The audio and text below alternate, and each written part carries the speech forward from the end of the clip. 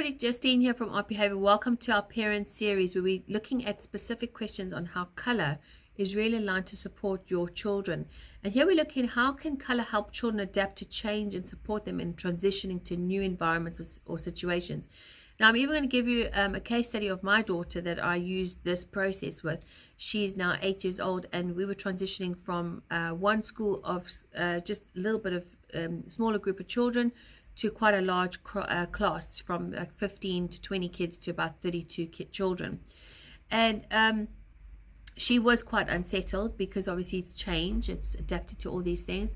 And I was more intrigued in the color uniform she was wearing and what colors were unsettling her and what colors were helping her ground. Now, it's interesting, when she transitioned to her winter uniform, which is like a very deep dark blue, she was calmer than when she was wearing her red and white checked dress.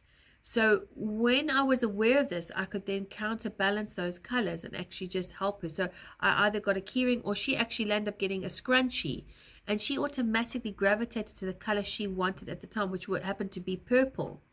And that scrunchie became like a fidget, and she could smooth it, she could use her fingers, wrap around it. But it's interesting, she chose the purple because she had other color scrunchies. So the purple helped her just kind of trust her instinct, calm herself down, and just connect with her intuition to actively just know what do I do in these changes, and I'm safe. You know, how can I help myself transition and feel safe during these changes? So highly recommend this with parents, and I even use it myself with my daughter. She's been there now. I think she changed and started calming down within in a period of about 6 weeks after we were placing this in place. So completely different child.